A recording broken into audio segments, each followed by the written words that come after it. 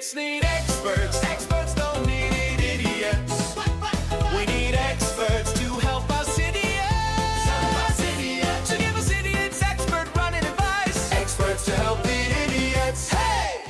Joe, the Greek ultra runner. What's okay to talk about when running and what's not? 30 miles into your race, so you've hit the whole ultra distance, really. What do you talk about and what do you avoid talking about when you run with people?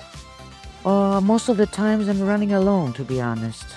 I'm trying to avoid talking because, I like thinking during the race. And then I like the part of the race that you are thinking, but then you cannot remember what were you thinking. You know what I mean? Yeah, they asked me, what were you thinking in that part? I said, I don't know, I can't remember. And then, because we are running in nature, I mean, even if you are on a road like Spartathlon, you are in the nature, you are in the mountains. Yeah. So I like hearing the nature, the animals. We have boar. We have a lot of things. I mean, the birds during the night. Some of them, it's incredible. So I try to lose myself into that. So Brilliant. Talking, it's not my favorite, to be honest. So everybody that is listening, do not talk to me. Derek, the corn on the cob ultra runner. What should never be said when running? What do you talk about and avoid talking about 30 miles onwards? As my brain went to what do I avoid to think if there was anything. I guess I don't try to avoid, you don't want to say we're almost there. That's the one I avoid, right? We're almost there, unless we're joking about it. But when I talk, it's in races, sometimes I talk with strangers, but in races, sometimes it's not conversational. So during training runs and things like that and group runs, we talk about everything. We talk about other runners, talk about strategies we've heard or YouTube videos we've seen. We talk about what's going on in life, sports, if we want, really the whole gamut of anything, and really nothing off limits other than the usual, probably politics and religion I wouldn't get into, but that's just good advice for any conversation. I don't know if you guys will run out of things to talk about. I doubt it, but talking melts the miles away. Like I love the group runs when you run in a little group. It's like you can't believe you just did 8 miles. Yeah, I don't know if there's anything really to avoid other than I wouldn't focus on how much anything hurts. If it is hurting, just I try not to have any negative things. Ashley, the MS Runs the US creator. What do you talk about when running? What do you talk about or avoid talking about while running with others, let's say after a 30-mile or more distance? Oh, that's when it gets so good. There's no topic off the table. See who you really are and what you think and how you feel. One of the things about endurance running that I really appreciate is that it's so hard that you really see who you are when you're challenged. I have an ability to not judge either both myself and other people I'm with based off of the things that they do anytime after 30 miles. So it's just a weak moment. I think it makes for great stories and something funny to talk about later. And also, in my experience, if I answer this question now, after 30 miles, you probably won't have the filter to even employ what I'm telling you to. So no advice. Everything's on the table. Just go for it and offer forgiveness to yourself and the person you're running with. Jerry, the Irish coastal runner. What do runners talk about when running? 30 miles, you've been for a run with people. What do you talk about and what do you avoid talking about? No, we talk about everything. In fact, we try to have a conversation, not just about running. I don't want to be seen as just a running nerd. I talk about history as well and different events that happened. We could be talking about everything, not just about running. Sometimes I get bored if I'm just talking about running and different, races and marathons and everything. It's nice to break the conversation into all areas. So I don't think there's nothing we don't talk about.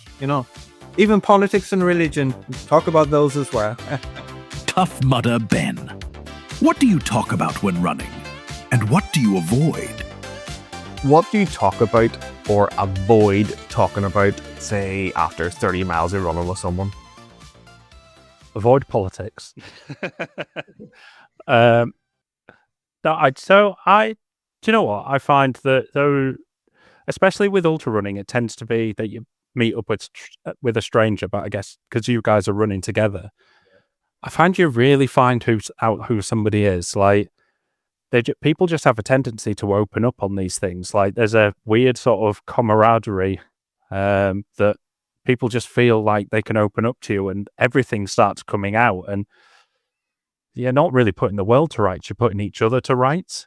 And I really like that. I just hearing people's fascinating stories, their histories, what they've been up to, what they're struggling with, what they're going to. I mean, as you know, I'm quite open and honest about my own struggles and my mental health stuff. And yeah, I just find it helps to talk to almost kindred souls, everyone. Yeah.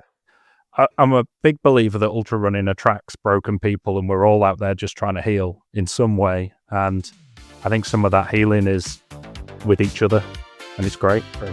Isaac, ultramarathon runner. What do runners talk about when running? What do you talk about or avoid talking about when you are like 30 miles in to a long run with somebody else? Oh, okay, this is a great question. I can converse and I can be a dumbass like my first meeting with Harvey, but I shy away from group runs, but I've done plenty of them and I just like to listen. If I'm 30 miles into a race and it's an actual race, I'm not really talking to anybody. I'm living in my mind joyfully, and there doesn't need to be much talking. Like, you've hooked up with somebody and you are bonded to this person. It only takes a few words. Where are you from?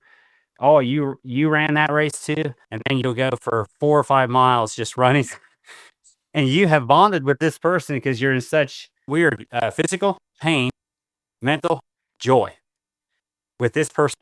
And yeah, you meet really good friends at that moment, and they become good friends because of that moment. Nick, the running coach. What do you talk about, and what do you never talk about? I've been on runs where people have called out every mile or every bridge in certain areas. What do you avoid talking about, or what do you talk about, say, after 30 miles onwards when the run starts to get tough? What do you avoid? What do you talk about? Don't talk about running. Talk about something else. Anything else. Just forget about the running. That you just need to, I don't know, talk about politics or, no, don't talk about politics. I mean, I don't know anything about politics. I stopped reading the news about 5 years ago. So yeah, actually, I might be a bit stuck for topics of conversation. But no, I genuinely would distract yourself with something else. You could talk about movies, soundtracks, pick your, I don't know, top 10 all-time Tom Cruise movies, or something ridiculous. Who knows? Anything. And then actually you could have a different topic every day, couldn't you? And you can say, right, well, today we're going to do the top 10 of this. And then you can all give a justification for each movie as to why you've picked it and what your favorite bits were. By the time, Matt is pretty good on his movies, isn't he? He's like, he knows his stuff. But so by the time he's rambled on about 10 different films and his justification, I mean, you'd probably be pretty much there. So, yeah, that's what I would do, is just distract yourself with something. Don't focus on what is in front of you, because any minute that you are thinking about something else is a minute you haven't thought about, I don't know, a sore foot or a blister or some chafe because you forgot to put your body glide on.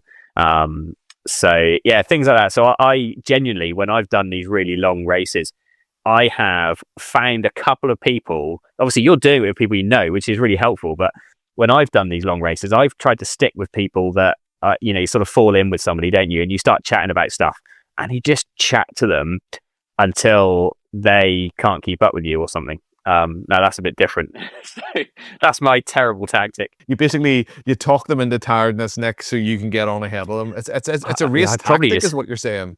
Yeah, that's what I've done before. But there is a genuine thing, because it distracts me from thinking about it. And then, you know, by the time got bored of me talking about some rubbish, you're halfway through the race, and then you just pick some other poor victim who's in front of you and chat to them. But so yeah, that's what I would do. Yeah, pick something different. Don't focus on the next bridge or the next stop or I just think it'll could play negatively on your mind. So you need to come up. Maybe you could try and play a board game.